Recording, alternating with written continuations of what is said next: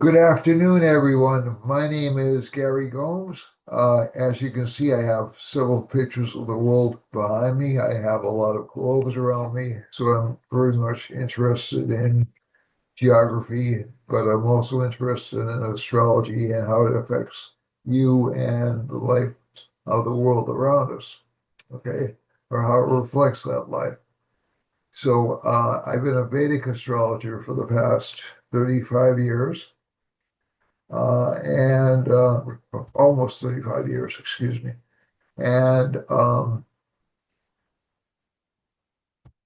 been around, uh, and I'd like to talk with you this week about Vedic astrology and how it affects the United States chart, since the United States just had a birthday, and also its relationships with the rest of the world, and also um, how it affects you personally. I'm not sure if I was going to go a little bit further into China or any of the other countries. Um, we're about we're about to see the tariffs take effect, I believe, on I think it's July 9th. And so that should be interesting to look at over the next couple of weeks. And we'll see how that shows up in the United States chart.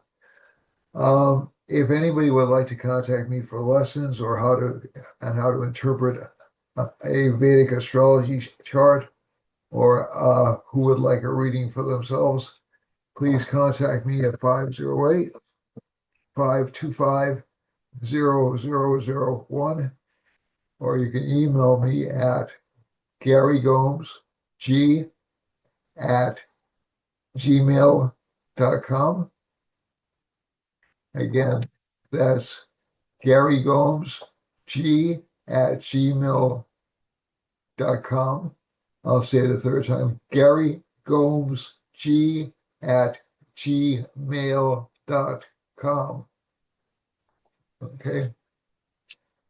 So, and again, you can text me at 508-525-0001, or you can call me directly at that number. So that's 508-525-0001.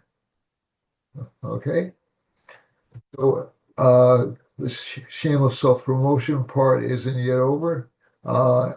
If you like the channel and you're interested in what I'm doing, even if you like it, if you don't like it that much, but you just barely tolerate me and think I'm putting out some good information, please subscribe, like, and share the channel to your friends or acquaintances.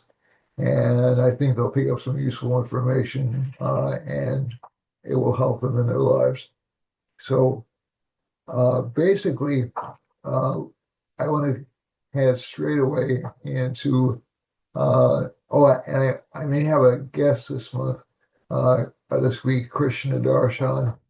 Just recently wrote a book on Ayurveda and Jyotish. Krishna was a student of mine way back in the late 1990s, early 2000s. I forget which right now. And he's since grown immensely as an astrologer. Um, and but my time with him as a direct teacher was very brief. But I'm still very proud of him and consider him to be a great friend. And I would like to be able to feature him on this channel so we can discuss this book and how it can help you out in your life journey. So Ayurveda is a science which is actually connected, or it's a medical or a holistic treatment system which is directly connected with Jyotish. It springs from the same well. It springs from something called Shakya philosophy. And Shakya is essentially about the descent of spirit into matter, the stages it goes through. And so that's essentially the basis of astrology, because in Indian astrology, there's a heavy, um, I won't even say it's belief, it's a demonstration of reincarnation, the types of patterns we're born into, the life circumstances we find ourselves into, our ebbs and flows, our ups and downs, and even and other things in our lives.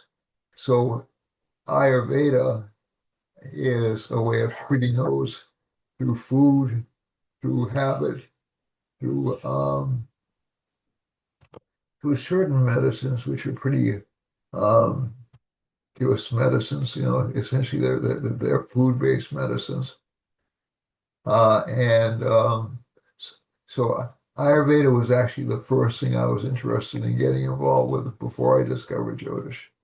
So so it's pretty near and dear to my heart. I never studied it in depth. I studied it superficially so I can do a pulse diagnosis on a person, things like that. But I'm not an Ayurvedic doctor, nor do I pretend to be one. So this should be interesting to you. You're interested in how you can help yourself if you're going through some medical issues, or just and it shouldn't be mistaken to be a substitute for medical advice. It's just a remedy in which you can balance out the system just a little bit. Okay. So that having been said, and I have to put that disclaimer in because I'm not a licensed doctor. I can't give medical advice. I can't give, I would get in severe trouble for doing that, extreme trouble for doing that.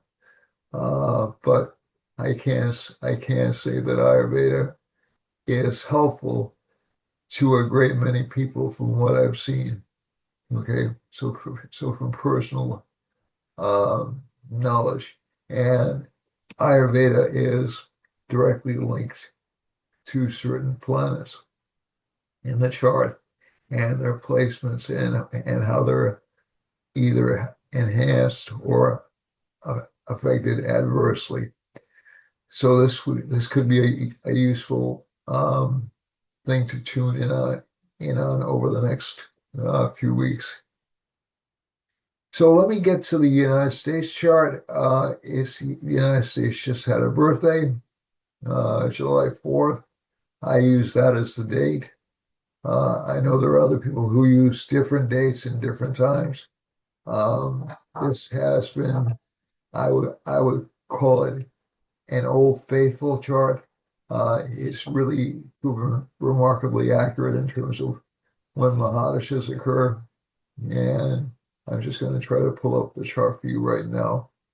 Okay, so give me patience, and I'll pull up the chart, and we'll also look at the week's chart. And I will cover some of the other countries, I promise I will cover.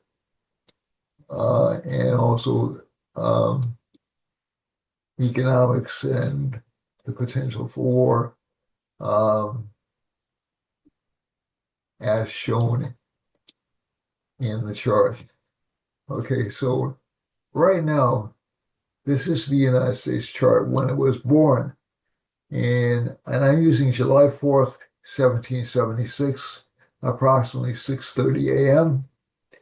And one of the things that's interesting in this particular chart is just quickly, the United States is right in the middle of two extremely important transits. And the most important transits are Saturn, because it takes the longest to go through a sign, Jupiter, because it takes the third longest to go through a sign, and Rahu and Ketu, because they take the second longest to go through a sign. So Saturn roughly takes about 2.5 years to go through any particular sign in the chart. So for those of you who have these periods, I would characterize them as 7 years of struggles, or 7.5 years of struggles.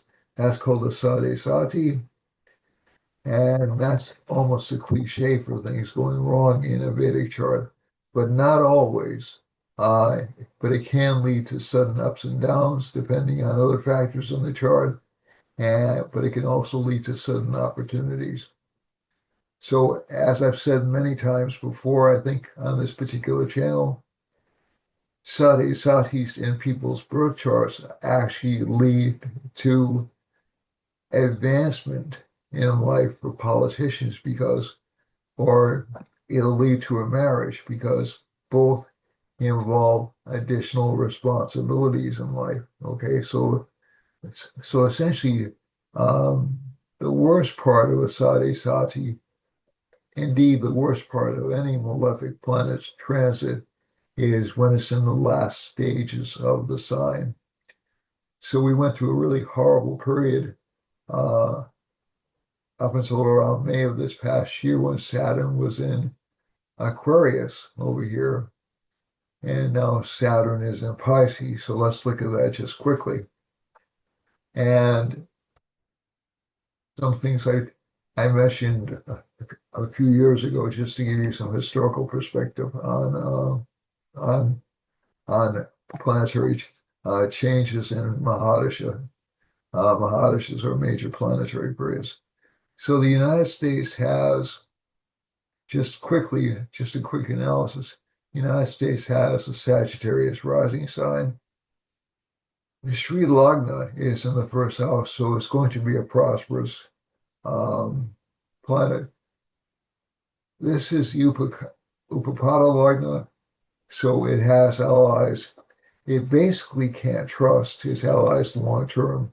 I hate to say that. I'm not trying to say everyone that everyone out there is out to get us, but essentially this is what I would call a jealousy combination.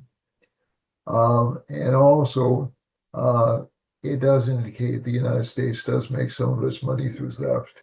Okay, so I'm not trying to paint the United States as being a virtuous nation who's being betrayed, constantly betrayed by its rivals.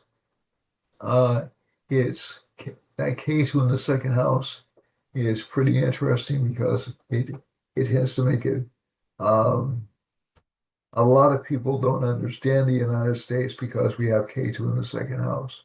Okay, so we're not going to be quote unquote what I would call a conventional country. There's no such thing as a conventional country, but the United States is a real eccentric in the mix.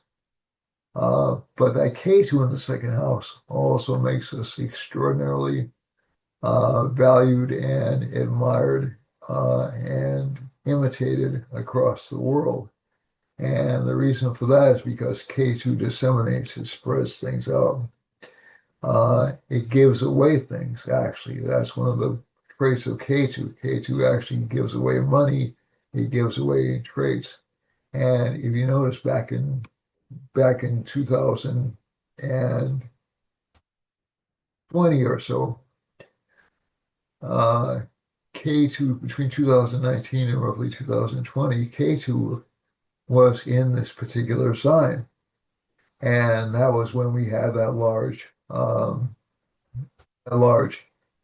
deficit increase. Now, again, this isn't the first time that this has happened, but basically, the United States has been in a cycle of spending money, opening borders, that kind of stuff, since around 2019 to 2020, 21. Saturn was in the moon sign. That caused inflationary rates between 2022 and 2024, roughly. Okay, so we look astrologically, and we're now looking at who's in power. That Saturn essentially is what is the astrological trigger for inflation. Okay, and that's one of the things that I've been harping on for the past few years. We have had cycles where that didn't trigger inflation or it didn't trigger radical inflation, but it did trigger what I would call the uncapping of risks. So, so essentially, you had the last time we had this particular transit was in the 1990s, and we also had this transit in the 1960s. The 1960s were much more similar to what's happening right now than the 1990s were, because we had certain other planets and certain other placements.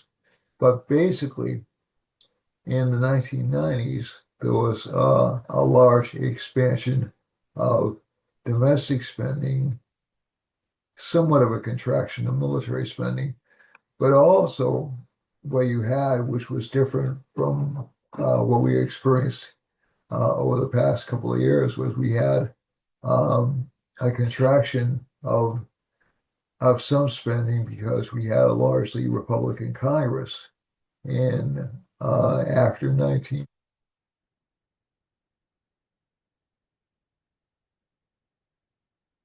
came to Congress. Now that was now again, I'm not I'm very aware of the political history of the United States. So the Republicans essentially come in and say we're going to reduce spending and we're going to reduce taxes. And essentially, Gingrich did manage, or the Gingrich House did manage to reduce taxes somewhat, but also um, they increased military spending, cut some domestic spending.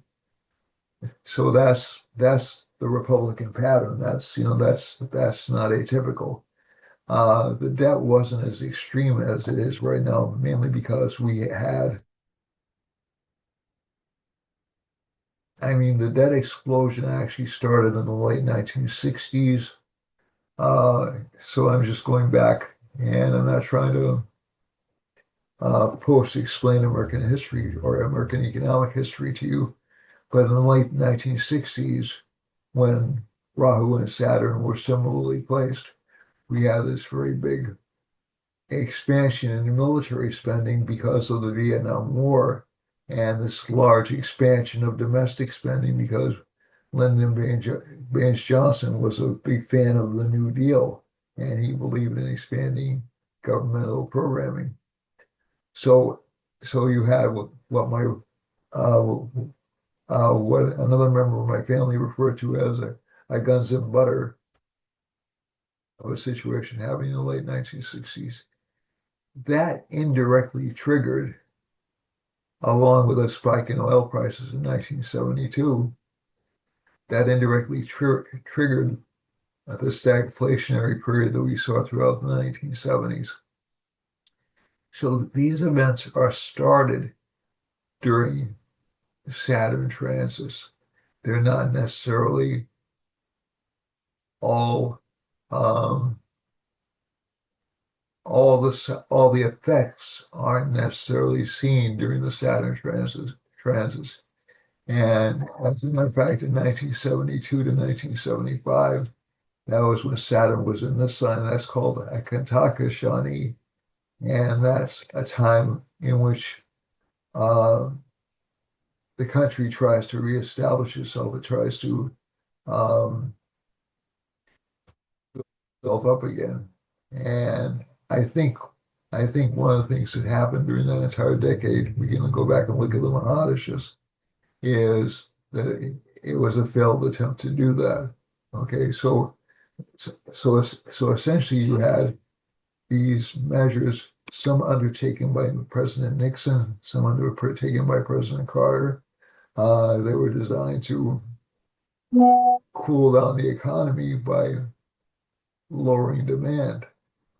Um, and that didn't work, lowering demand by wage and price controls, and then later on by the 55 mile an hour speed limit was initiated during the Nixon years, uh, and also by trying to conserve energy in the Carter years.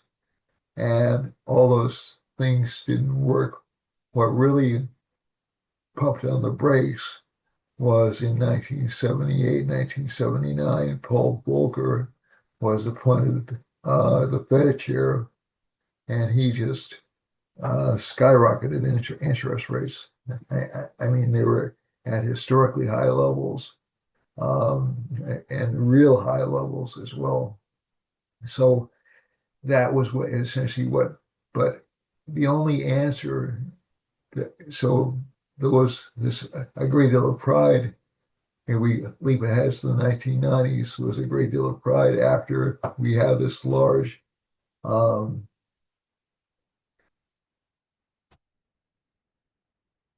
increase in government spending under the Reagan years, mostly for military, um, that Bush had to raise taxes, and he subsequently lost the election in 1992 to Bill Clinton.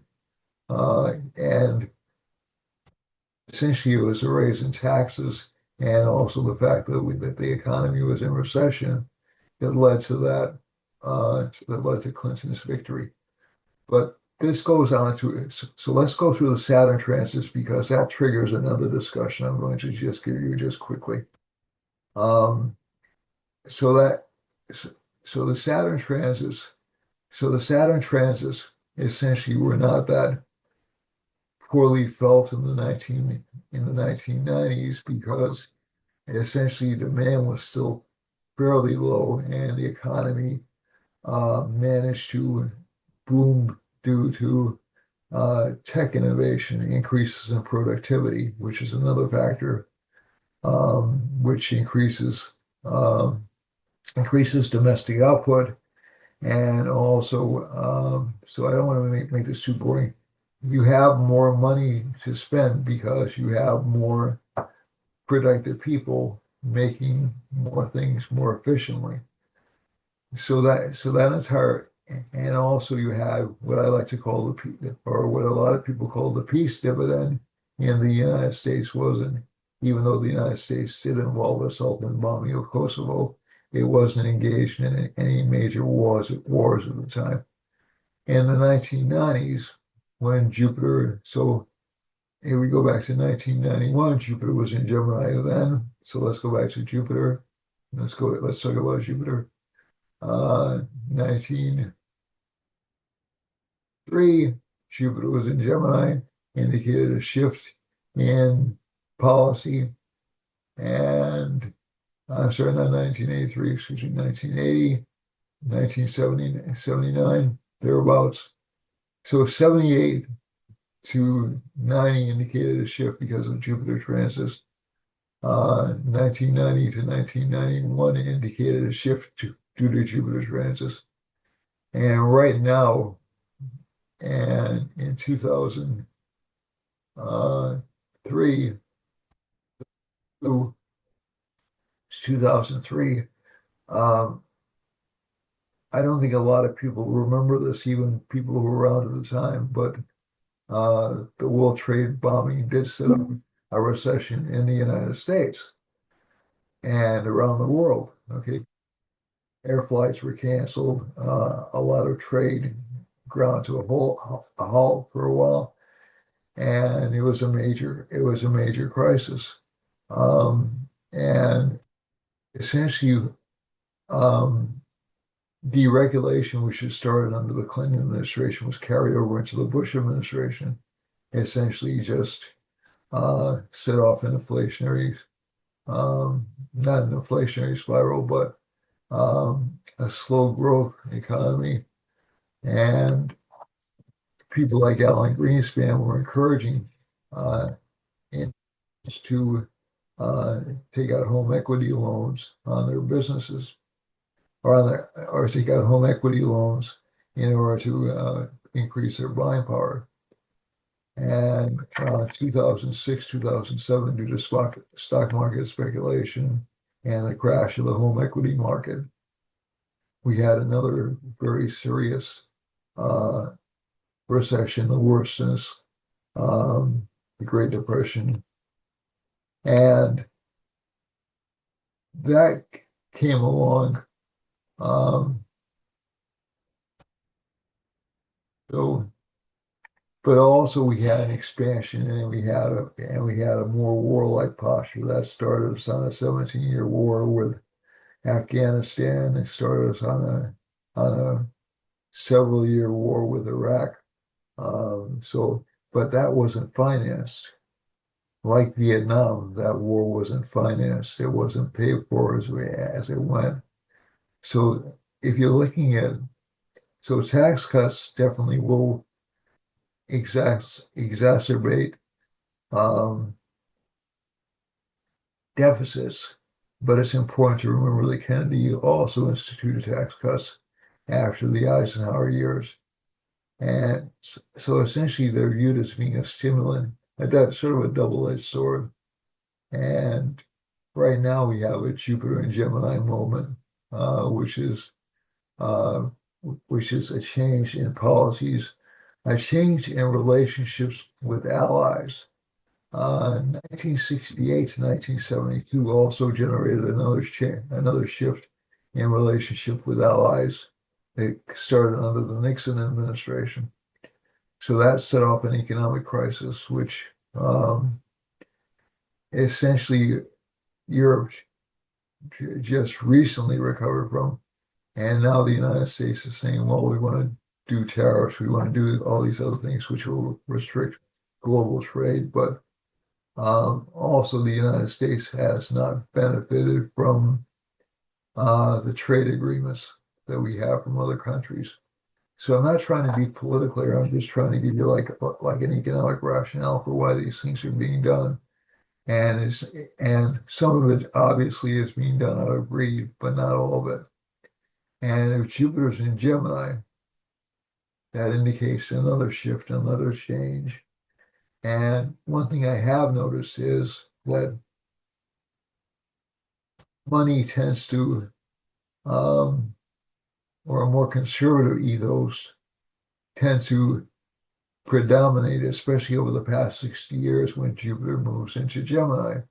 That's just been that's just been um, my observation.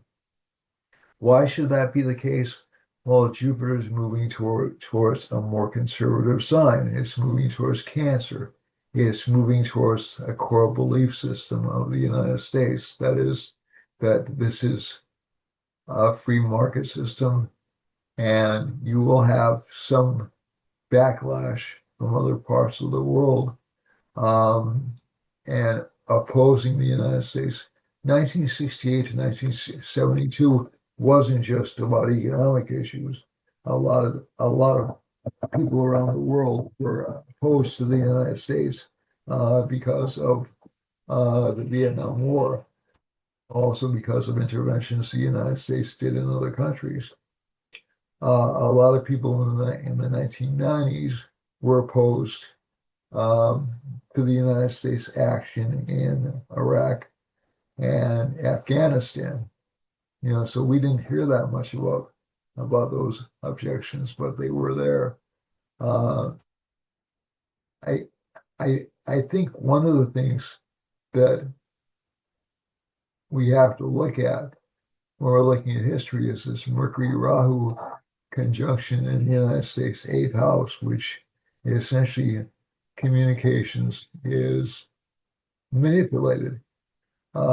Communications is manipulated everywhere, but it's particularly manipulated by commercial interests in the United States. So I'm not saying that anybody's out to get us. That's not the idea. It's just that Congress plays a huge part in what we see on television, in news, in across the world.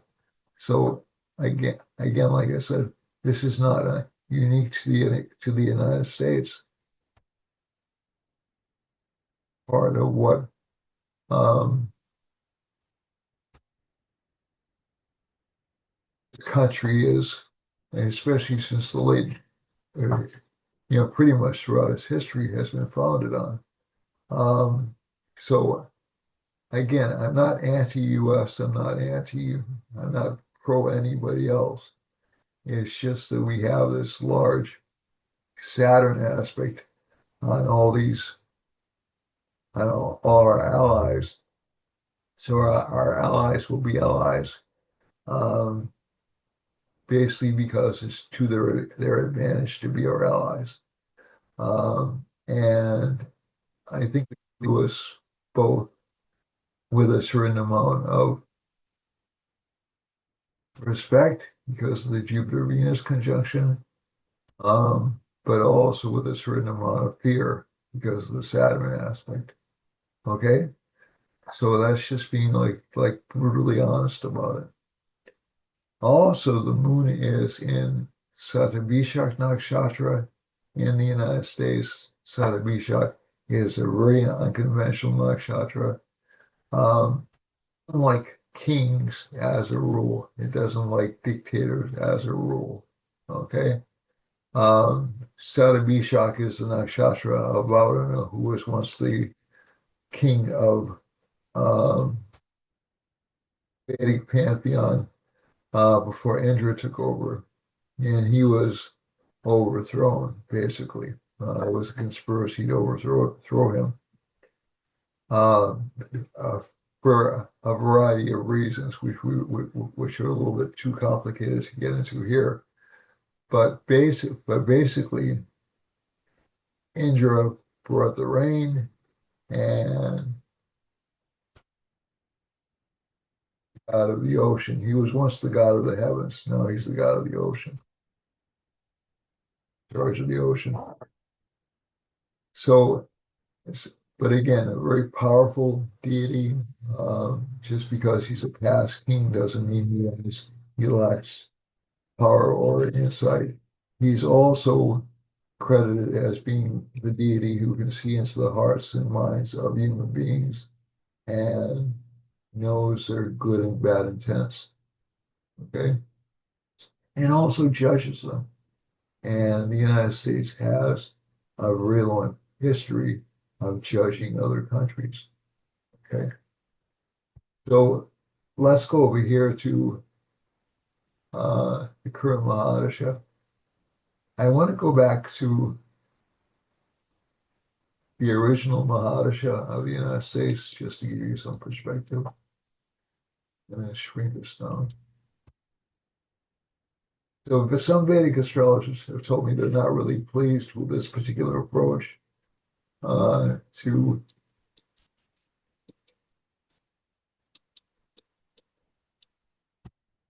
forecasting. But you can see the last time we were in a Rahu Mahadasha was when the country was born. Okay, so between 1775 and 19, and 1793. So this was when the country was essentially um, it with the help of some other countries um, effectively got the English out of the United States. And I like to look at where the planets are when they start their Mahadashas or their major planetary periods. And Rahu was in Leo when this particular Mahadasha started. The next Rahu Mahadasha is 1895. That was what we would call the both the oligarchical part of U.S. history, but also a time of immense reform. This was consistent with the Roosevelt presidency. Um, the the idea that the United States was becoming a progressive country, and also was the start of things like um, not necessarily the civil rights movement, but uh, time in which the suffragette movement built up steam, and a lot happened during this particular period. Uh, One point in history that I always thought was interesting was the abolition. Abolition wasn't passed as an amendment during this period. but there was growing resentment about abolition because um, men would go out, come home drunk, and take it out on their wives. The abolitionists um, movement gained strength during the Jupiter Mahadasha,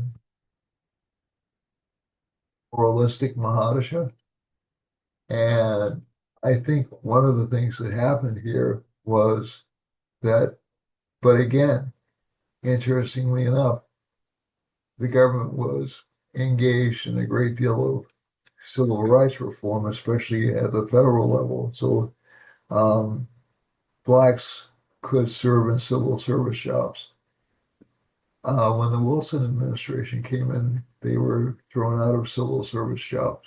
They were banned from holding civil service jobs. So, but this period was also uh, uh, when the abolition of alcohol took place.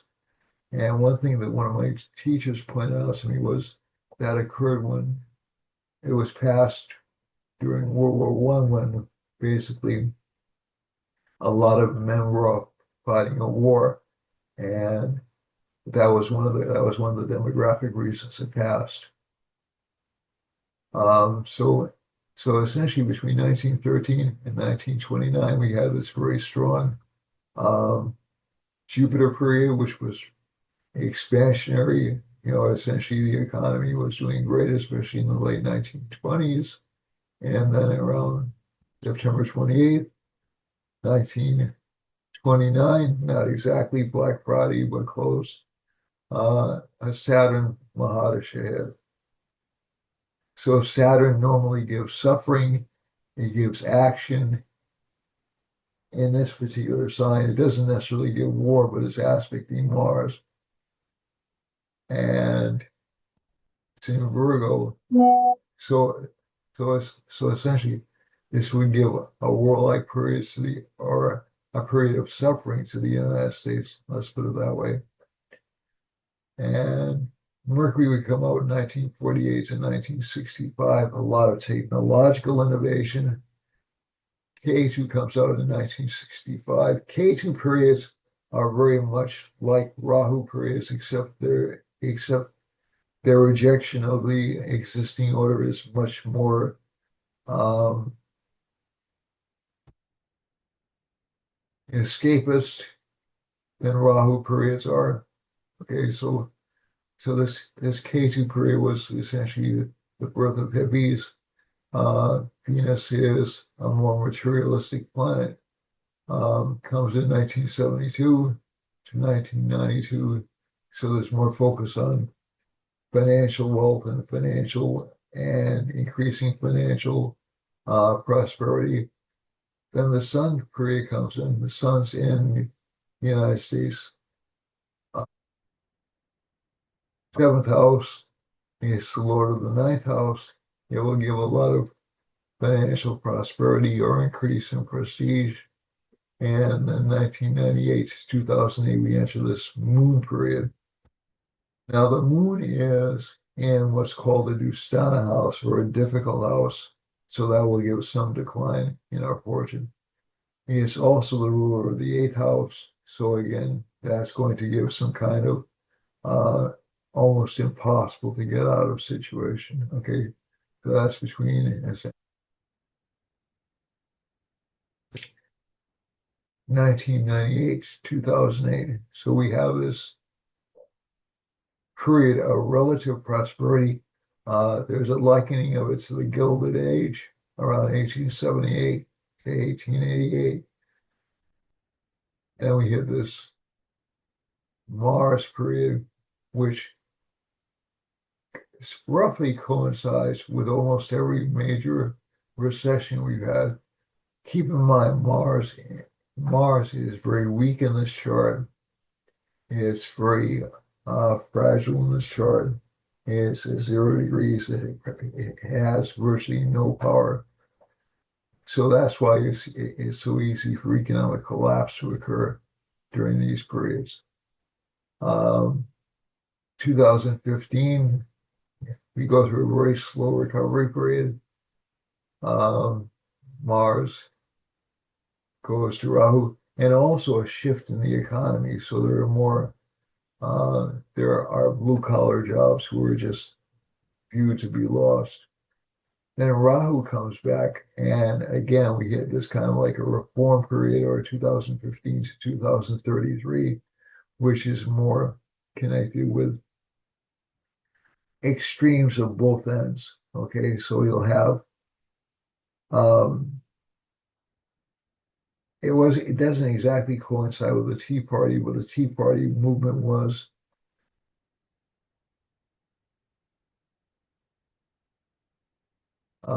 MAGA movement, and around 2015 to 2033, we'll be in this period where you'll have it'll be difficult to hit middle ground for any individual or for any party. Let's go to the levels. And the Jupiter period, does it portend another war and another period of prosperity? Possibly. So I would tend to say 2033 is more of a period for U.S. war than the current projections of 2029, okay, or 2030, okay. And I'm hoping that doesn't happen, but the chart is consistent with what it's been before. It was in a changing environment right now. That's quite possible. You may see a switch over to a less representative government in 2033, though, to 2049. And that's mainly because, so we're sort of like at a tipping point between oligarchs running things or uh, or big Wall Street interests running things. And again, to my mind, they're oligarchs. They're opposing oligarchs. They're not. So one group isn't necessarily better than the other. They just have different interests. And Jupiter should be a relatively stable period, but stable periods are often periods where there's not a lot of contestation of the existing order. And so, does it feel like we're kind of on the brink of an empire? Yes, but not really for a few years. So I'm not seeing the Trump administration as being that. Okay, so just to let you know how I feel about that. Um, okay, so let's go back.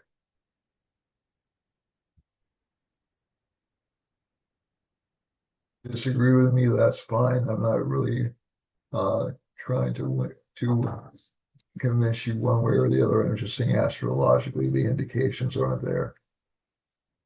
But there are indications for extremism. There are indications for far left and far right ideologies dominating as opposed to a more middle of the road agreement on way of life.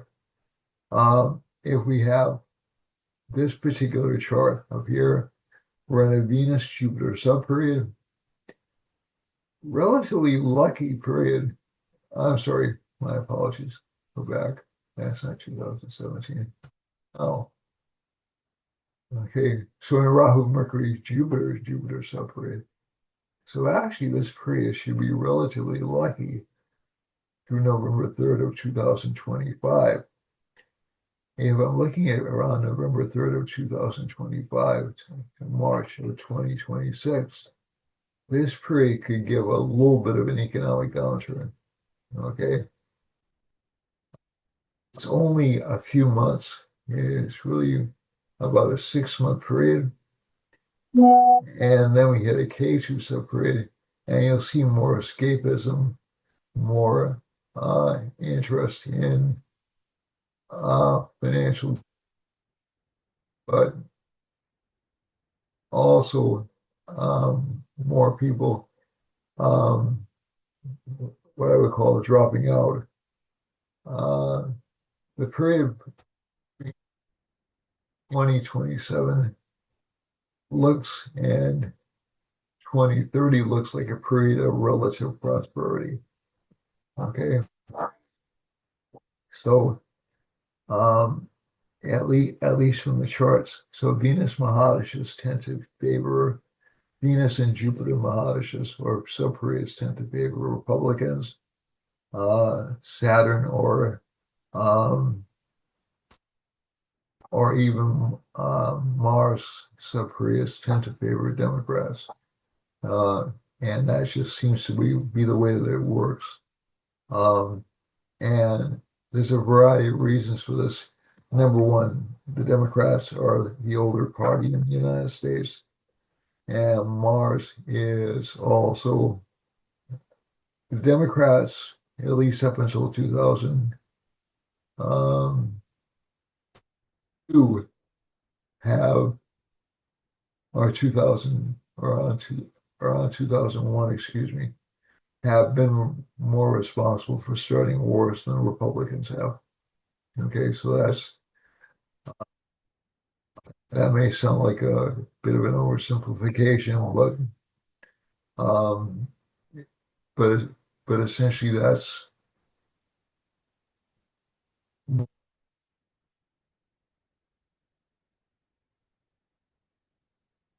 been more of a Democratic trend than it has been a Republican trend.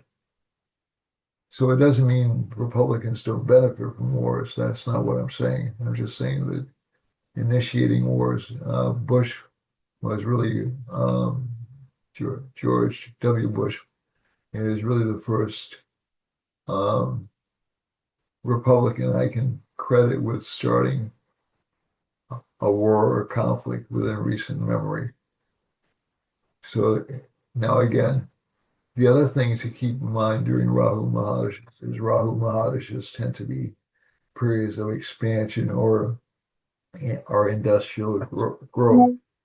So I think we're going to see a lot of that over the next couple of years.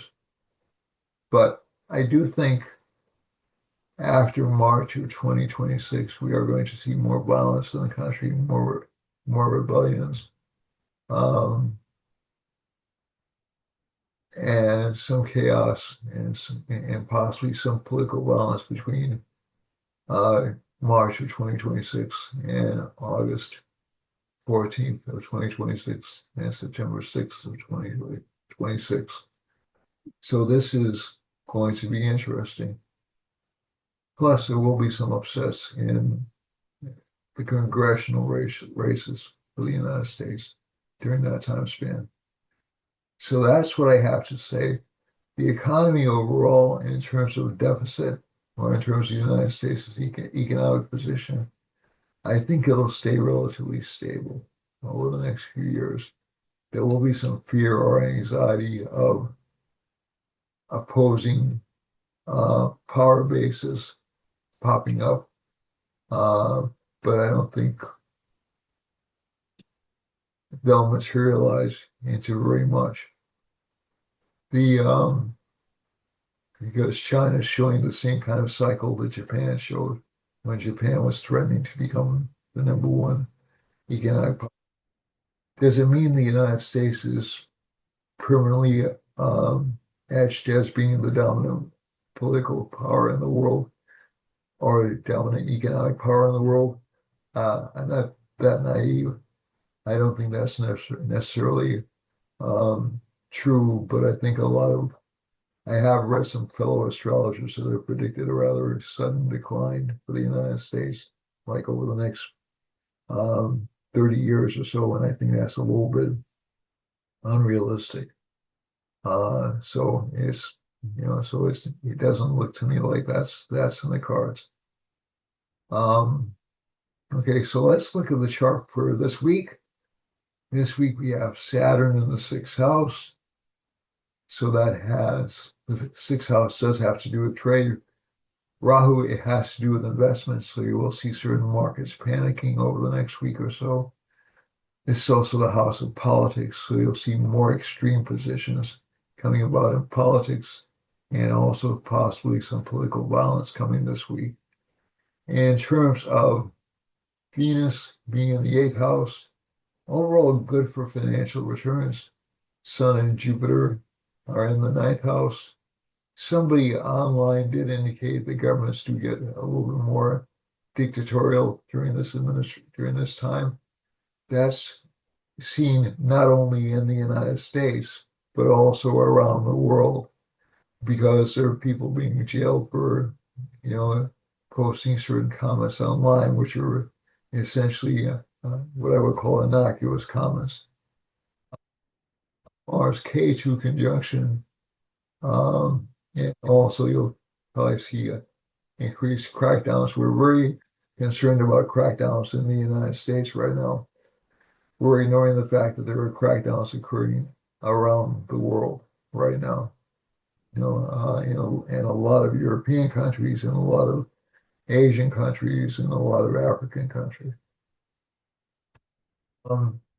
The pursuit of peace will become stronger over the next month or so, and I think you'll see some good developments in terms of peace breaking out in a couple of different conflicts over the next few weeks. Not immediately, but over the next few weeks.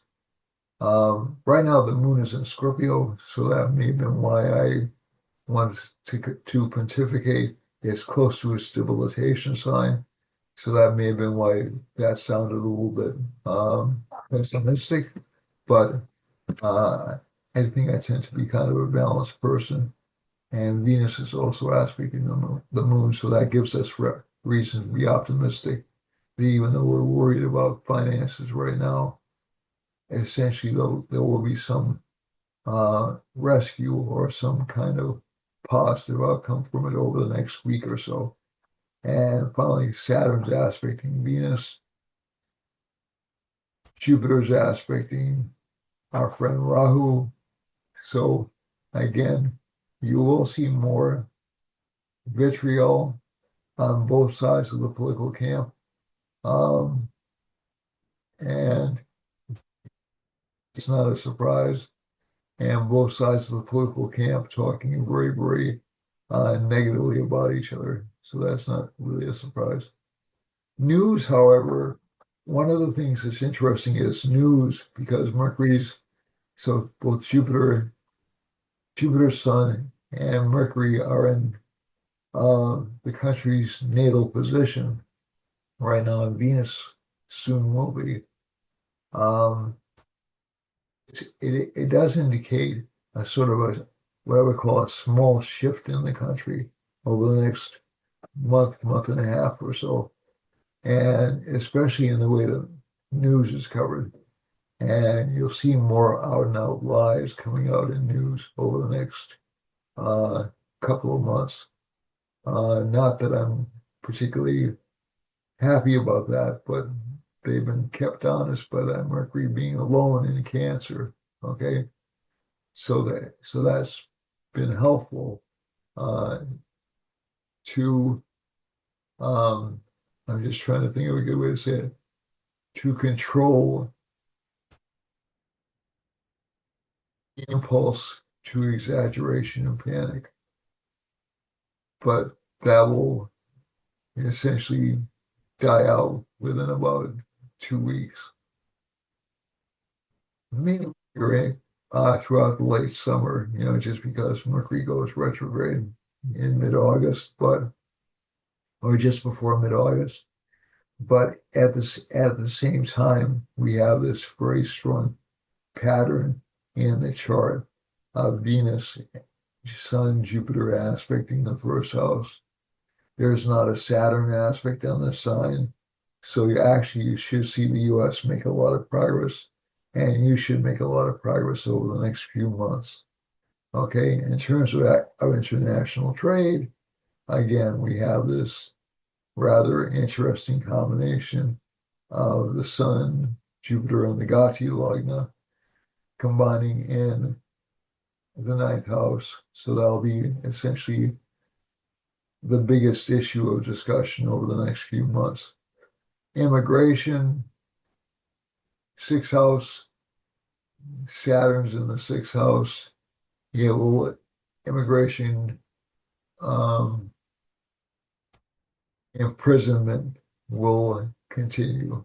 Okay, that's not going to go away anytime soon.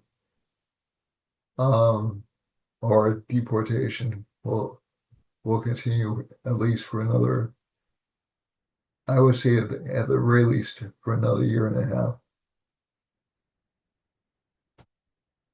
So, but if we're talking about immediate concerns, it will feel like this month is a little bit tough. Um, People will defer buying things because of the Saturn Venus conjunction. And but essentially, most governments will be very um, aggressive or forceful in their actions. Um, it's not really a close. So there's a phenomenon called combustion in Vedic astrology, in which a planet is raised or burned up by the sun.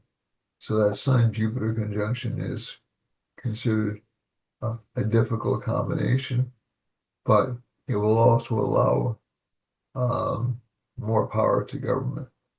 Okay, just in general, not necessarily just in the United States, in general.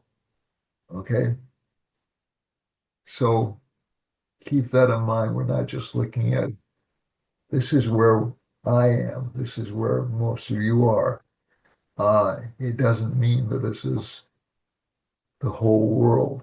The world is uh, a lot of people are struggling to try to hold on to power right now because there's a great deal of economic and political dissatisfaction around the globe. Okay. In terms of Iran and Israel, I think the ceasefire will hold at least for another couple of weeks. Um, and in terms of Ukraine, I got in trouble with this from one commenter a couple of weeks ago. But in terms of the Ukraine, I think we'll see a peaceful resolution really until the fall. But I, uh, but I know the bombing has been at its most intense uh, since the beginning of the war, and I don't see the Russians giving up or giving in anytime soon, at least from this chart. So both countries, both Putin and Zelensky, want to maintain an iron grip on their populations. Okay. So let's talk about your individual charts. I know I've spent a lot of time on United States history as I'm seeing it astrologically, and it's very generalized. I apologize for that. But I want to give you like an overview about the way countries can be affected by astrological events. If we're talking about your individual charts, we have Aries has Venus in the second house, Saturn in the 12th, so it's still a strong tendency towards spend, strong desire element for Aries. Aries wants a lot of things. It will stop from spending a lot of money, though. Sun and Jupiter are in the third house. This is not necessarily a bad combination, but bosses will be very demanding. Um, there'll be some problems or some disappointment at home because of this combination. Mars and K2, Mercury's in the fourth house, so good communication at home, thank God. K2 and Mars are in the fifth house, so some difficulty with children. Children will be rebellious. Children will do whatever the heck they want to do. That'll change around August 1st. And with a moon being in the eighth house, I believe. Okay, and so that's about it for this particular uh, sign. It looks to be a relatively decent month for Aries in terms of running and in terms of control. So good for kids and not so good for home life. or there'll be hidden problems at home. Excuse me. Taurus has Venus in the first house, which is considered a very good placement. This is what's called a special um, yoga. It's called one of the Panch Mahapurusha yogas. Venus is uh, what's called the Malavya yoga. So it enhances the acquisition of material security and financial success. There will be some desire to improve the household or to tear down elements of the household to start over again. There will be some discontent with education. Jupiter and Sun are in the second house of this chart. Overall, good for financial growth for this particular sign. But again, some gains will be absorbed by the government. Mars and K2 are in the fourth house. A lot of fighting at home, a lot of arguments. People will be triggered very easily at home. Seventh house has Moon in it. Relationship partners will be upset or a little bit standoffish. Now, keep in mind, we're still dealing with what's called the Kala Sarpa Yoga. Kala Sarpa Yoga is when all the planets are hemmed in between Rahu and Ketu. This is actually what I've heard referred to as a Kala Amrita Yoga, where Ketu's swallowing all the, or is swallowing all the planets. Rahu is not. So both planets move backwards, but Ketu is. So a lot of the planets are going into black holes, so that gives a certain amount of over optimism and at the same time resignation. Okay. Rahu is moving away from Saturn, so that element of fear or anxiety is slowly moving away. It's in the seventh house. There is some temptation to get involved in extramarital affairs for this sign. Don't do it. It'd be very stupid to do it at this particular point in time. I can't say I agree with it under any circumstances, if I'm honest with you.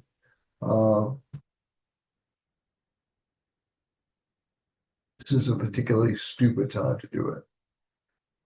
Saturn's in the 11th house, aspect in the first house, so it will be a heavy focus on work. This is also an excellent uh, union combination or Raj Yoga combination for financial success and career success. For Gemini, this is June 15th to July 15th. So Aries, in case I missed it, was April 15th to May 15th. Taurus is May 15th to June 15th. Gemini is June 15th to July 15th. This particular sign has Jupiter and Sun in the first house, Venus in the 12th. There'll be a lot of focus on spending money for career advancement and actually some ability to save money with Saturn's aspecting that Venus. So it will tend to still go out. Money will tend to still go out. Mercury is in the second house, good for financial gains. It's the first lord in the second house, and the third lord, and seventh and 10th lord in the first house. A lot of focus on career and a lot of fame to individuals with this particular rising sign, a lot of recognition. Mars and K2 are in the third house, a lot of ambition, a lot of fulfillment of dreams or ability to fulfill dreams. Is in the sixth house, so some anxiety or worry about mothers or family matters. Fourth house lord is Mercury. Mercury's in the second house. It does tend to give some additional gains or financial gains to family members.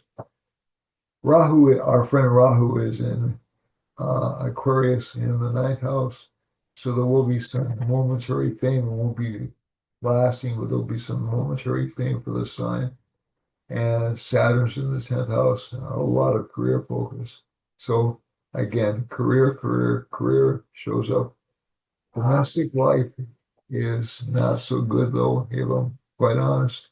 Um, and it's mainly because of Jupiter being combust over here. Mercury itself isn't bad, but children are rebellious. They're just not going to pay attention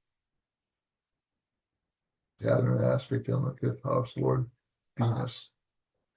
Um, Cancer, this would be July 15th to August 15th.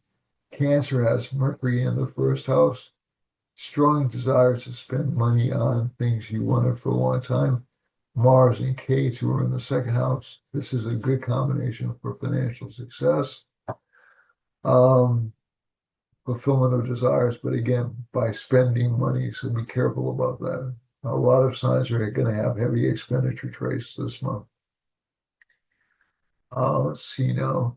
We're down to the third house, which is Virgo, which I've already discussed. Fourth house is Libra. The Lord of the fourth house is in 11th house of gains, so good for financial gains. There's in the fourth house some discouragement with home life or education. Um, Seventh house Lord is Saturn. Some luck from relationship partners, although not without a little bit of effort. This chart is not bad for financial success, but again, watch those expenditure patterns. For Leo, this will be August 15th to September 15th. Mars and K2 are in the first house. Again, be really careful about losing your temper or getting involved in accidents, especially connected with the stomach, the legs. Rahu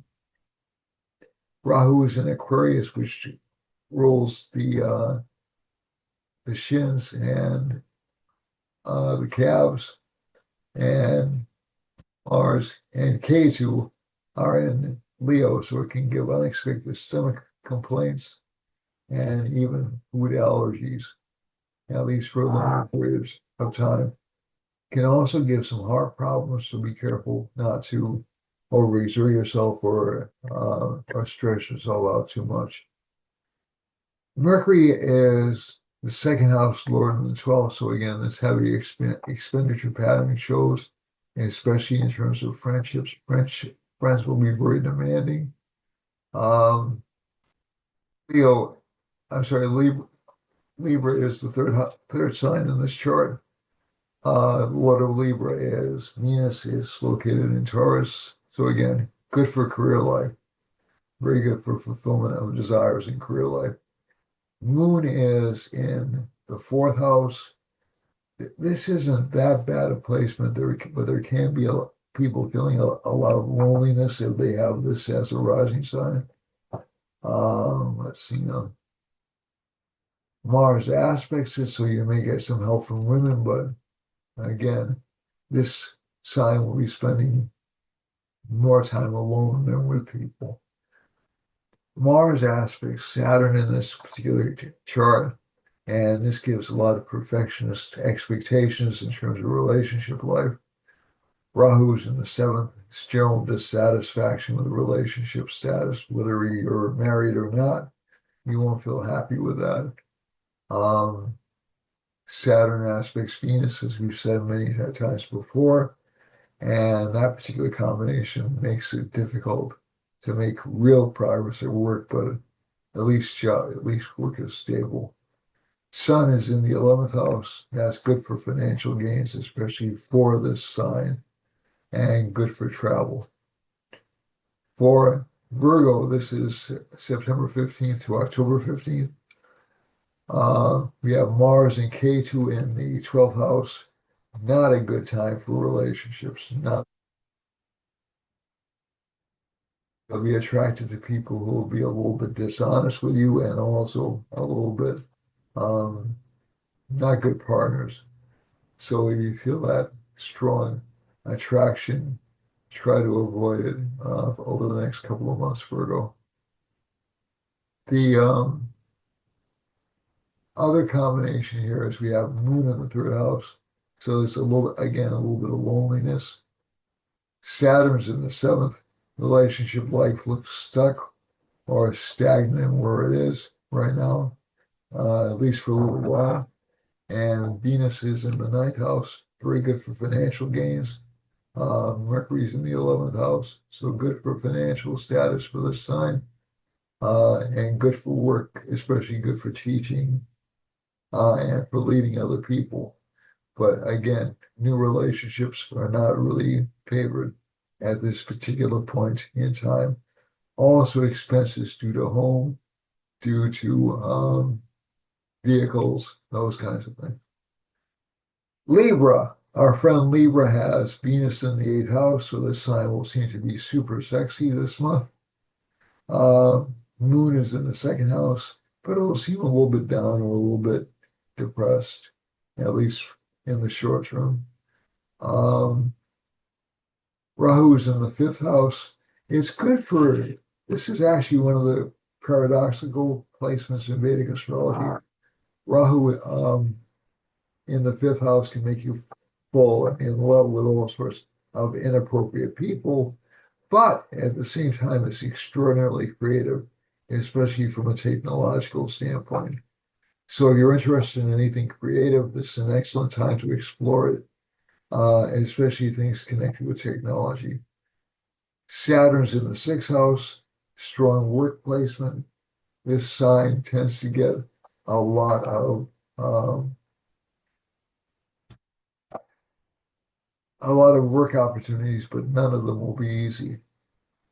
Venus is in the eighth house, so sudden, unexpected windfalls of cash, but erratic. And Sun and Jupiter are in the ninth house. This sign will expect its orders to be obeyed completely and without question. Mercury is in the 10th house, very good for communication, very good for contact with people from other countries. And K2 and Mars are in the 11th house. So even though there'll be expenses connected with property, there'll also be gains connected to it, to that property. Scorpio has has Moon in the first house, Mars in the 10th house. So it's good for real life, although there can be unexpected obstacles or unexpected jealousy in career, but don't let that bother you. And also you'll be associating with people who are both financially well off, but a little bit lonely. Rahu's in the fourth, a lot of dissatisfaction in home life. Saturn's in the fifth. Children will be disappointed or a little bit difficult to deal with. Venus is in the seventh. That's actually not a bad placement for romantic involvements for this particular sign. Sun, Jupiter are in the eighth house. Some unexpected benefits from the government or from higher ups, at least from this chart. Mercury's in the ninth house, actually good for promotional opportunities. And very spoken about K2 or Mars in the 10th. For Sagittarius, we have Jupiter in the seventh house. This is a good placement. It gives this sign a lot of opportunities to contact new people, get involved with new things. That's fantastic. Saturn is in the fourth house. Maybe we have Saturn in the fourth house aspecting the first. This sign will have, so this is Sagittarius we're on right now. This sign will have unexpected burdens or problems it has to face. So Sagittarius is, so Scorpio is November 15th through December 15th. Sag is December 15th through January 15th. And Saturn's aspecting that particular first house. It's also aspecting Venus, which is not bad for this rising sign, as it will suppress long-term desires. So that's actually good for Sag. Jupiter's in seventh house, as we said before, very good for luck. K2 and Mars are in the ninth house. So unusual or unexpected lessons are coming to this sign. For Capricorn, Capricorn has no planets in the first house. The Lord Saturn is in third house. That's very good for fulfilling ambitions or desires. So uh, it should be very easy for you to fulfill your ambitions or desires this month. The only difficulty I see with the sign is it's never going to be satisfied with the amount of money it makes, but that's sort of a Capricornian trait, if I'm honest. Venus is in the fifth house, very good luck in stocks and investments. Jupiter and Sun are in the sixth house, some problems with taxes. Mercury's in the seventh house, good for new partnerships, especially with younger people. Mars and K2 are in the eighth house, unexpected gains from mining and operations, but you'll have to watch out for unexpected setbacks from those same operations. And Moon is in the 11th house, so friends will seem depressed or isolated this week. For Aquarius starts on February 15th, goes to March 15th, and Rahu's in the first house. This is actually considered not to be such a bad placement. Aquarius has a second lord in Rahu. Saturn's his primary lord. And this is like having Rahu in its own sign. The only difficulty with Rahu is by nature a malefic planet. It's by definition. So it will make this sign much more ambitious. It'll be going off in a bunch of different directions at once, trying to accumulate things. Relationship like will be heard, at least for about another month or so. And Saturn in the second house, despite all this emphasis on financial growth, it will come very slowly. But once it's established, it will stay for a long time. Jupiter and Sun are in the fifth house, so this can indicate some difficulty communicating with children, or maybe feeling a little bit judgmental about them. Mercury's in the sixth house. This is not a bad placement. Basically, it's the ninth house lord the eighth house lord in the sixth in the house, and the fifth house lord in the sixth house. So while it hurts the fifth house lord, it also gives us a chance to work through and logic out any hidden problems or any hidden constraints we've been experiencing. Mars and K2 are in the seventh house. Aquarius, like Virgo, like Taurus, should stay new relationships this month. Like Capricorn, really just not that good a time to get involved in them. Or that will change just, it won't change really for another couple of months, if I'm totally honest with you. But it is good for financial gains. This is a good combination of Venus and as Lord of the ninth house in its own sign in the fourth house is very good for financial improvement. Real life will seem a little bit disappointing or a little bit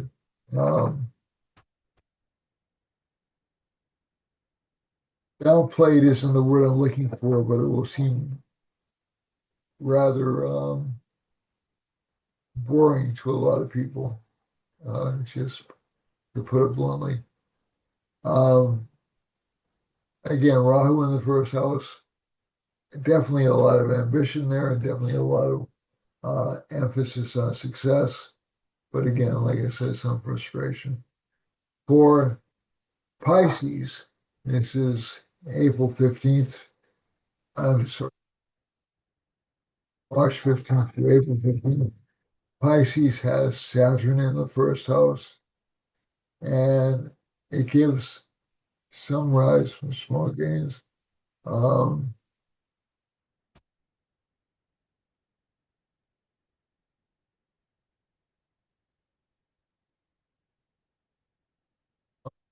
Pisces has Saturn aspecting Venus in this chart. Um, Jupiter, the Lord of the first house, is in the same sign with the Sun. So that can give unexpected obstacles to the sign this week. Uh, Venus is rather well placed for the sign, honesty, uh, but there will be obstacles in terms of fulfilling your desires. Seventh house Lord is Mercury, and Mercury's in the seventh house, or the fifth. It gives good luck in relationship matters, maybe meeting the person who you're really interested in. So that's very good.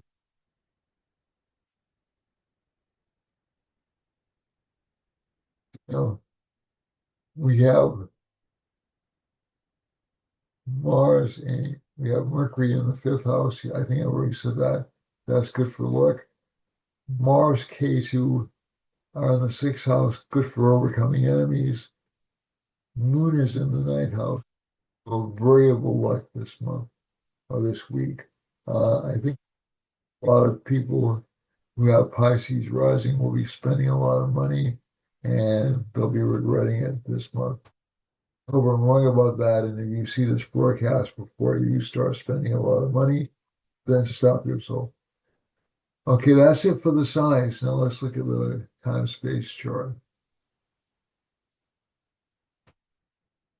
Okay. All right, I'm keeping in mind where the planets are placed, as I've already discussed in the reading so far or in the discussion so far. And the moon is in Hawaii, so there could be some flooding. I don't think a volcano, but maybe, possibly because of the Mars aspect.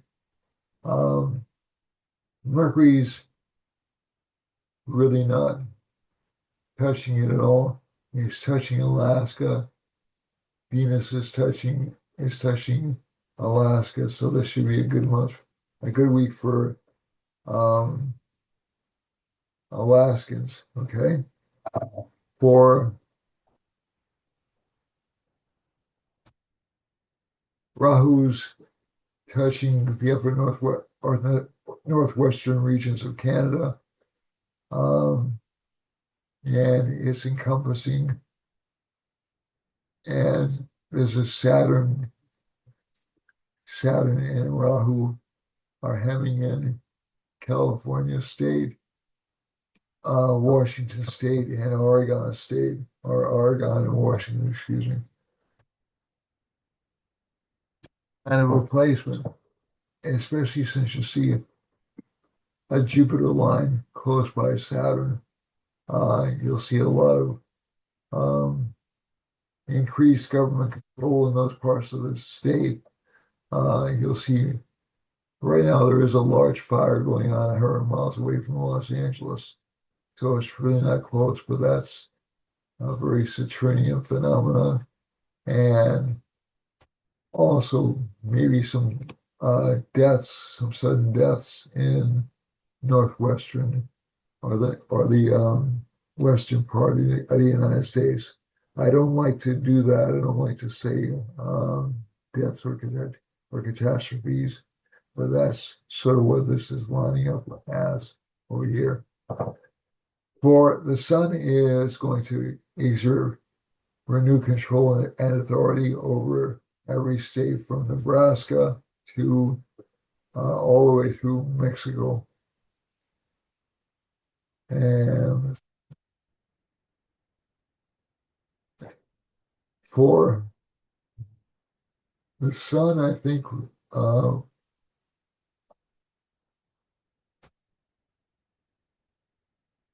sun sign is running through. Okay, we've already done the sun. My apologies. So again, increased governmental pressure, increased governmental authority, especially between um, yeah, uh,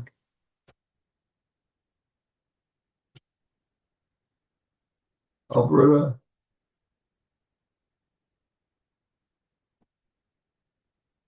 to the west of Canada, and to the and west of that in Canada, and also in Texas, Nebraska, Colorado, not Colorado, excuse me. Yeah, it is Colorado, all the way down through Mexico itself. There is a Mercury line running straight through Washington, D.C., so we're going to hear a lot of news coming out of Washington, D.C. over the next week, which is not surprising, but it will also include Canada, New York State, Pennsylvania, Virginia, and I'm sorry, Maryland, Virginia, and North Carolina. And it will cut into Cuba and even into South America, especially Ecuador and Peru, have a rising moon sign running up through uh, Peru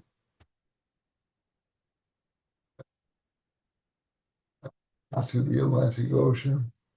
I think you're going to experience a lot of travel opportunities over the next few months, and that should be hopeful. Okay. Um,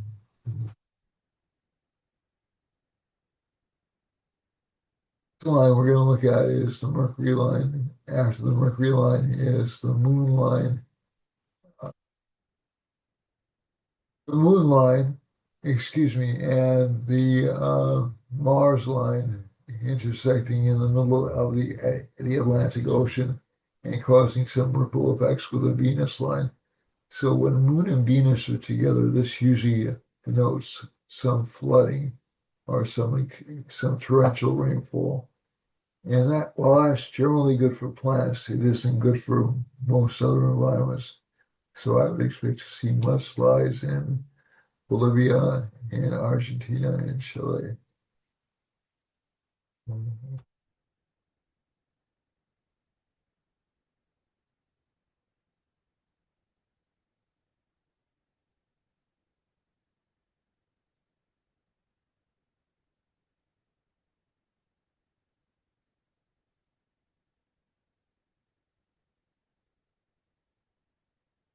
Okay, so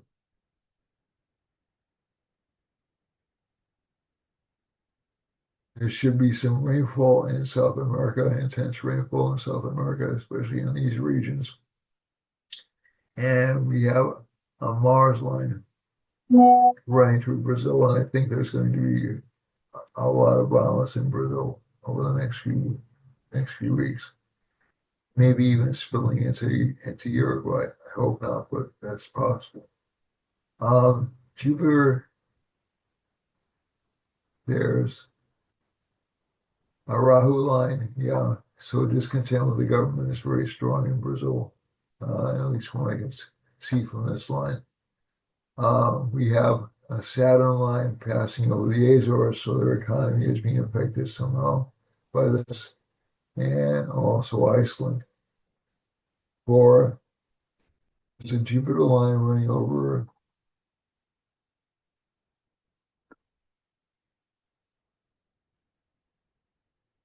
um, there's a Jupiter line running over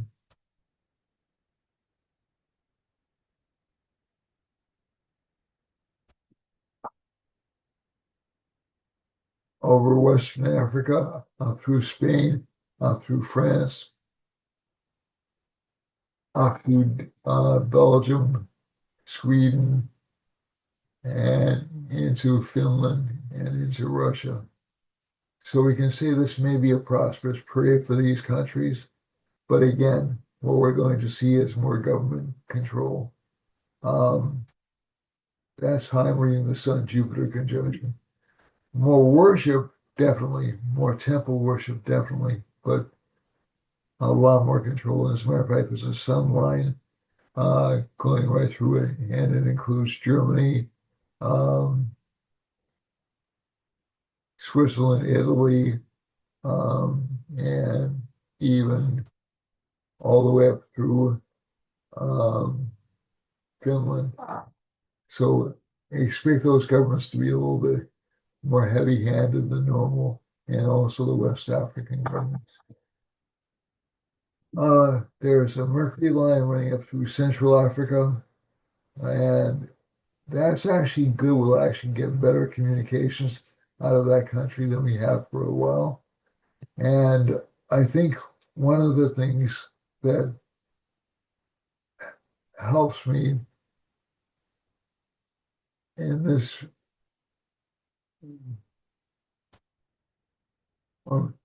is, or I've seen it referred to as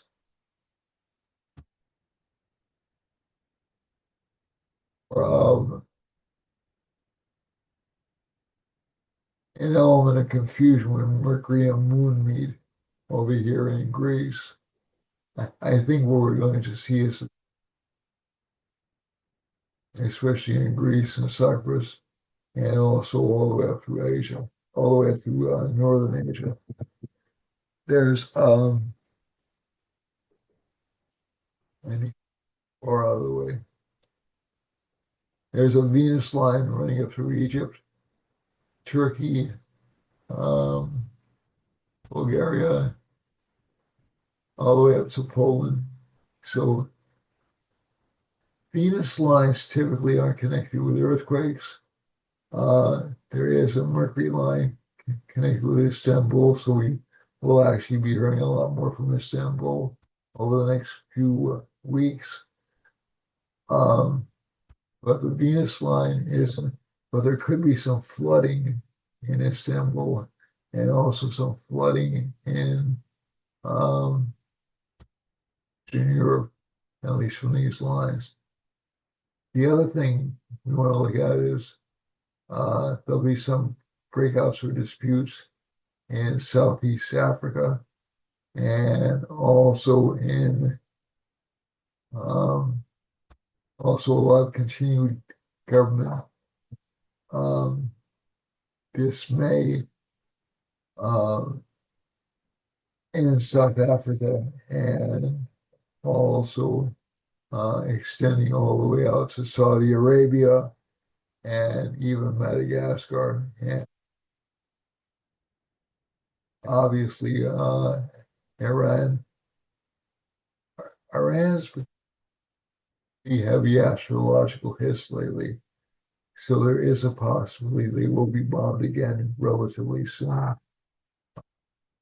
That's something I really don't want to see happen, but that combination is not really good for them.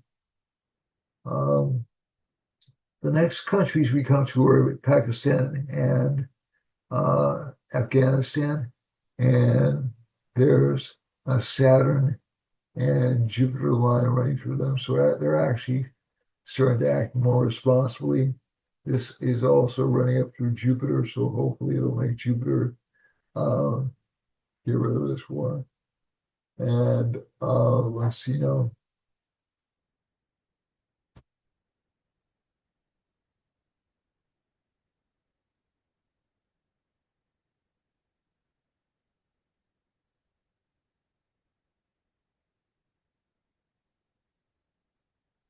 The other things that I want to mention are um, we have some conflict lines or some hardship lines running through Pakistan and Afghanistan.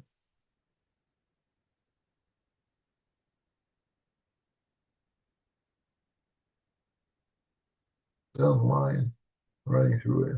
So that to me indicates the government will get more oppressive or it will get more dictatorial over the next few weeks. And when I say dictatorial, I'm not necessarily meaning shooting people in the streets or but essentially stopping protests. Okay. Or,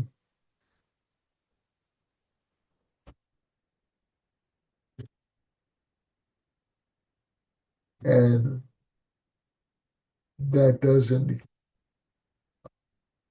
at least the Pakistan and Afghanistan will call off war with India, at least for the time being. The line we come to is this moon line over China and Vietnam. So what does this mean? Well, it essentially means the economies in those parts of the world are going to suffer a bit all the way through.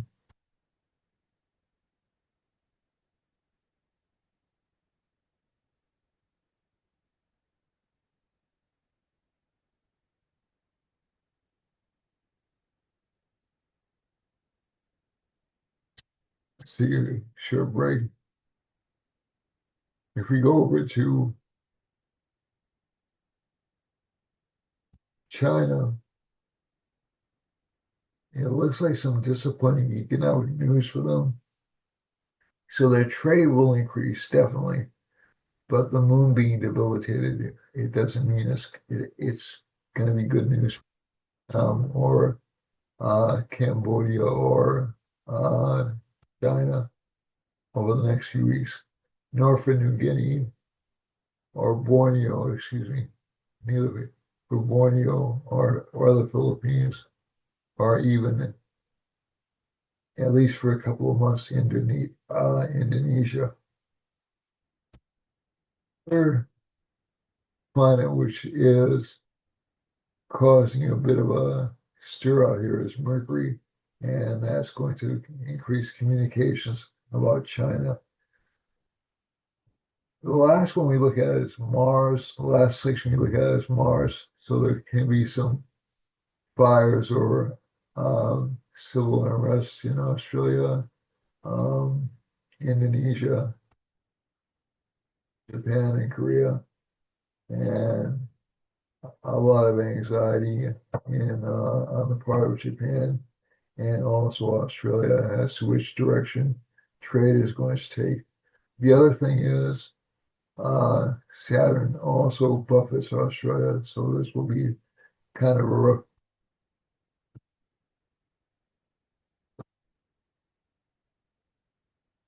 And finally, we're down to this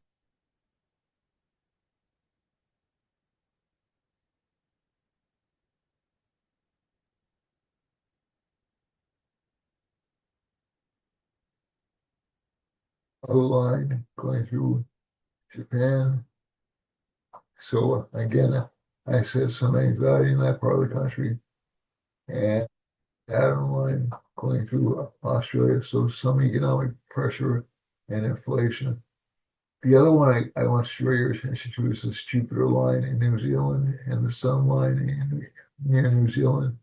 And I'm thinking those governments are going to be a little bit restrictive of their citizenry over the next few weeks. Okay, so that's it for this week. I'm just letting you know, I don't make the news, I just report it, and I color by my individual takes, but I try to keep the astrology as even as I possibly can. Okay. But again, this thing about um, civil unrest um, and growing disenchantment with government structures, that's not isolated to the United States, not at all. We may hear relatively better reports from other parts of the world, but uh, believe it or not, there is more media control in other parts of the world than there is in the United States. So I'm not saying you can't believe anything you hear, but there should always be a healthy dose of skepticism connected with interpreting what you're hearing. That's it from me for this week. I think you probably had enough of me, and I look forward to seeing you next week. I love you all. I wish you the very best. Keep in mind, while other people are panicking, this is a time for you to either enjoy yourselves or to take advantage of opportunities you see that other people don't see because they're panicking. Okay? Thanks a lot, folks. Just keep your chin up. Next couple of weeks are going to be kind of tough for a lot of people. So just keep that in mind. A lot of the air will clear after August 1st. Okay. But don't let that Mars K2 conjunction activity or even the Mars Saturn aspect bother you all that much. This, like everything else, passes. Okay? All right. God bless you all. It's always a pleasure for me, and I hope for you too. All right. I'll see you later.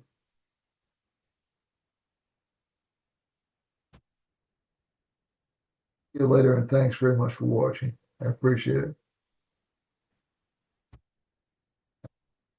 Subscribe, like, share.